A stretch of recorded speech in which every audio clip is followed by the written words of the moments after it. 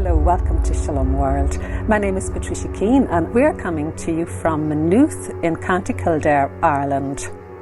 I'm here to present a series on pornography called The Porn Disaster.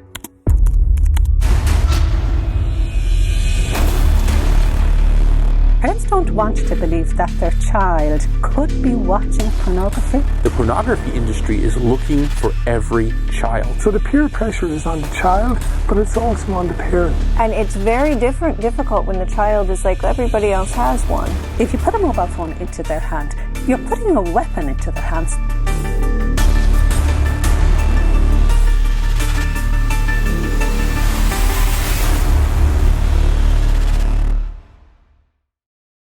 We are on to episode 6 of our series today, and today's episode is about some myths that we want to debunk for parents and also child protection and safety on the internet.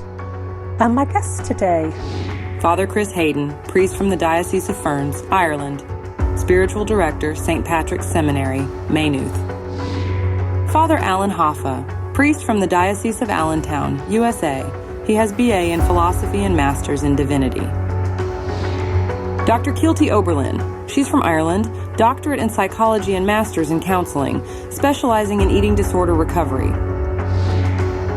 Gerard O'Donoghue, he is an engineer from Ireland, counseling parents and creating awareness around pornography. What we're doing today is that we've looked at research around some myths that parents believe, and we want to help them understand what these myths are about and also give some support and help. It's very much an optimistic message that we have here, that is it easier to protect a child than trying to fix an adult? Well, I think we all agree that it is easier to protect a child than trying to fix an adult, because if you've been following this series, you will understand what pornography does to a child and the harm it causes in all sorts of ways, and the messages that pornography gives to children. If they carry them into childhood, into adulthood, well then we're dealing with more problems. So Father Alan, I'm going to you first. You are the man on the ground. You're in the battle against pornography. You speak to parents all of the time and individuals traveling the country, speaking to them about all sorts of issues regarding pornography. You're listening to what parents are telling you, the questions that they're asking. And one of the questions is that people don't want to be different. Parents don't want to be different, and parents don't want to believe that their child could be watching pornography. It's not something that a parent wants to believe, that they are watching pornography. So what do you have to say to a parent around how to investigate that? One of the things that we know is that in every facet of life, the internet is a reality for us. Children are using it in schools. Adults are using it. We all use it. It is a necessary part of life. No one can avoid the internet. If they do, they're really out of mainstream culture in a way. However, as we talk about in our faith, it is one thing to be in the world, it is another thing to be of the world. And while we are called to be in the world, we do not need to be of the world. And so when it comes to the internet, it is more important about parents teaching their children how to use the internet responsibly. However, at the same time, being protective of their children, because even for the child who's considered the best child or the most well-behaved or very mature for their age, they still have the opportunity, because of the pornography industry, to come across the pornography. Yes, you may not have a child who goes intentionally looking for pornography. Wonderful. But at the same time, the pornography industry is looking for every child. And I think that that's very important. That's why the diligence and the vigilance on the part of parents is so essential. And this document that we used in preparing for this segment about these 3 myths comes from a website called Defend Young Minds. I have found in my work it is one of the best tools for parents to be able to use in allowing someone else at a professional level to supply parents with the cutting-edge, leading information that is out there about all of these cyber threats that there are for their children, especially when it regards this issue of pornography. And it reminds parents that they are part of a greater whole. It's not one parent who's standing up to do something that's completely out of the ordinary or completely ridiculous. No, this is something that parents, the more and more that they find commonality amongst themselves, that we can support one another in this battle for the sake of our children, for the sake of their holiness, their sexuality, for the sake of their souls, then there's encouragement to use these resources and to also talk to other parents so that there is power in number in protecting their children, and they can learn from one another as they walk about with this journey. So it is important when you talk about the child that you may think that they never will, and that's perfectly fine. However, the reality is that the porn industry is a predator, and they are predatory for children because the sooner that they can get them hooked, they're going to. And so it's important to have those discussions, and it's also important to use the digital tools that are out there to be able to help children use their devices responsibly, because again, it's not necessarily that they're all going looking for it, but they could find themselves going in a roundabout way, finding it by accident, and that accidental moment can still cause a grave mark of trauma in their life. If you put a mobile phone into the hands of a 6-year-old child. I see babies with mobile phones in their hands, yes. But let's say a child of some type of reasoning age. Okay, we'll start at a 6-year-old. If you put a mobile phone into their hand, you're putting a weapon into their hand. So how do you expect to protect a child if a person does not have a monitoring system on it? Well, that's the first thing. You get the monitoring pieces, use the things that are available already on the phone. But the other part of it is to make sure that, one, the open lines of communication are there between child and parent, so that if they do see something that's off-putting, that they're able to bring that to the parent. But also, when you consider this issue of giving that child that device, it can do anything. It can harm. And the other thing too is that sometimes we need to practice restraint. It is a big wave in education that introducing technology is really, really important. But what studies are showing is that the devices and technology are there to be a supplement to the core realities of basic education. Schools that have put the devices into place as the primary means of communicating education have actually had an adverse effect on student learning. The same thing goes with children. It's fine for children to use the internet, even a child to have a tablet or something, but if it is not monitored properly, if there is not, for instance, screen time allowances and things like this, it can have a negative effect in the child's life. So it is one of those things where, yes, if you make a choice to let your child use a device, fine. But there is a responsibility incumbent on the parent, because later on down the line, it may not be in that moment, it may not be in the next few years, but there is the possibility, a strong possibility, that down the road, there are things happening in that young child's life because of that technology that can have an adverse effect on them, even to the trauma of seeing pornography at a very young age. So again, I'm not anti-technology. What I am is pro-responsibility. Nobody wants to be different at any age. Okay, conversations happen and they're around modern things, and everybody wants to be part of that conversation. And I've learned from mothers is that they are actually afraid to say something because they know they're going to be attacked. They know whatever they say is going to be debunked, as in, how do you know anything about this? You're not qualified. But yet you're talking about parents that rally together.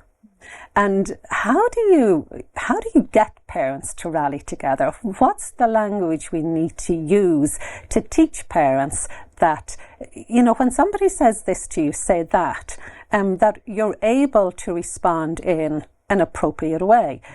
That would encourage mothers to rally together. So where do you start with that? There's multiple ways that we can talk about this word in the context of this issue of pornography. But in this case, as it regards parents, it's the word shame. A lot of times, one of the biggest things that can help is once a parent has gone through something, the difference between them feeling the shame over what has happened to their child and them saying nothing about it in the public sphere because of shame versus saying something so that no one else's child that they know has to go through this same pain that they've gone through. And I think that that's where we need to take a step back, and we need to look at ourselves not just for our own well-being, but for the greater well-being of children and our human family. So that when you go and experience the fact that, let's say for instance, you find out that your child has been watching pornography and it becomes this big revelation. Okay, now what do? Of course, you're going to work to get your child help. Don't shame them, but get them the help that they need to make sure that they are receiving the healing, because it is a trauma. Regardless, it is a trauma that has happened in that moment. But the other side of this too is to make sure to take that knowledge and not hold it to yourself.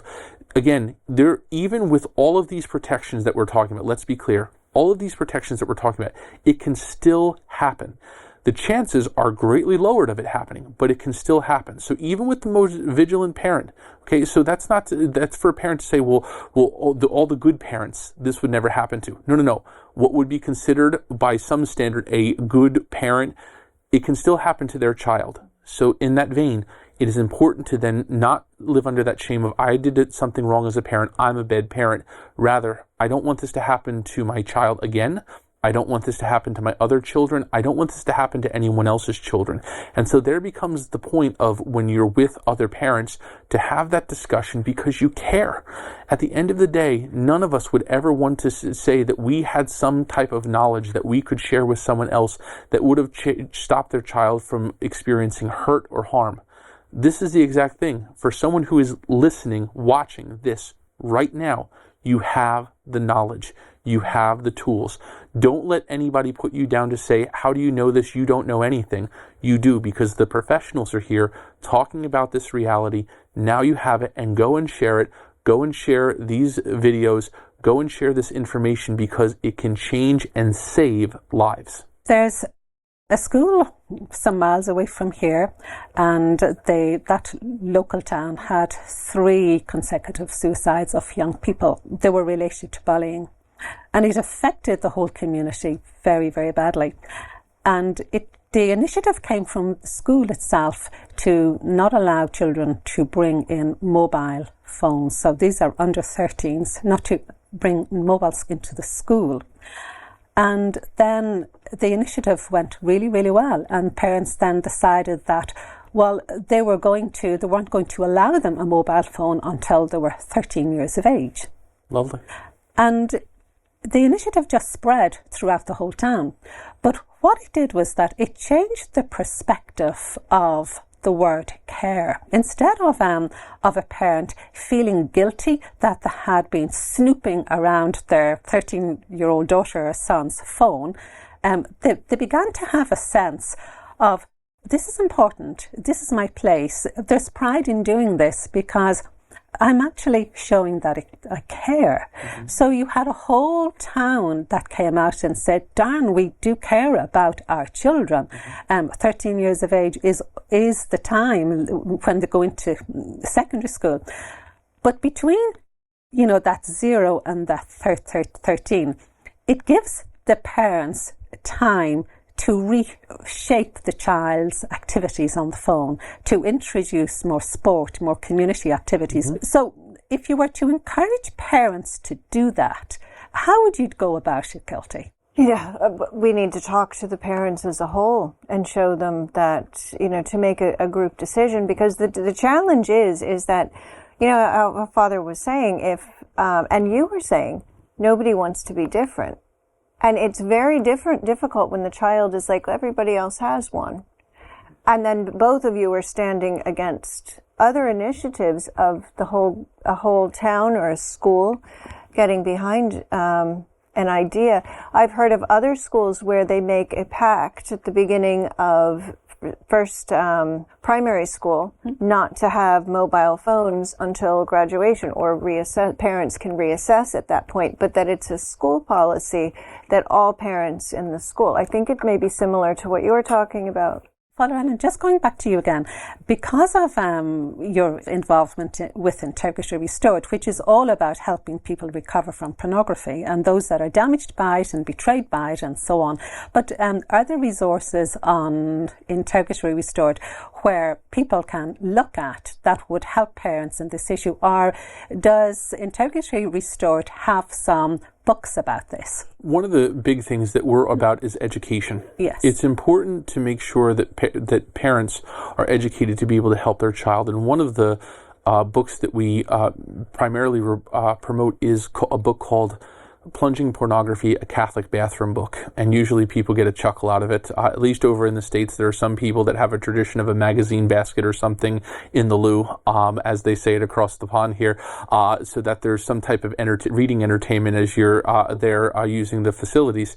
But that's why it's titled that way. But the thought is that the parents would get the book, read it, get educated, and then leave it out, whether it's on the counter somewhere or somewhere in the house, that the child says, "What is this? Good. Read it and let's have a conversation." But that should not be the first time a parent's concern over the things that threaten their child come up. Because again, if we're talking about 8 and 9 years old being the first time of exposure, this book is aimed more at that 5th grade, 6th grade, a little bit after that. We're talking about 11, 12 years old for the child. But the parent can pick it up many years earlier, educate themselves so that they're prepared and have those core realities there that are important. Now, what we also do is we also recommend other great sources, like, for instance, Defend Young Minds. So we all have our different niche in the work of doing this, and it's important for us to work together with those other organizations so that everyone has the tools to address different things in this regard. Jerry, you want to come in there? Yeah, I'm in a fortunate position that I'm the youngest of 9, and my older brothers and sisters have children. They're 10 or 12 years ahead of me. And, 10 or 12 years ago, smartphones came in, around 2010 or 12. But people got caught off guard. Parents back then got caught off guard. It was one thing to have a phone, but all of a sudden it became a smartphone. And as I said in the previous series here, it's not a phone. You're giving them a device, you're giving them a computer with a phone app, a browsing device. So I've said to my daughter, saying, "Dad, when am I getting a phone?" I said, "When you're leaving this house, when you're an adult, when you're going." And my son, same question. And because they see their friends with phones, okay? So back, as Kielty said, when everybody has a smartphone, so the peer pressure is on the child, but it's also on the parent.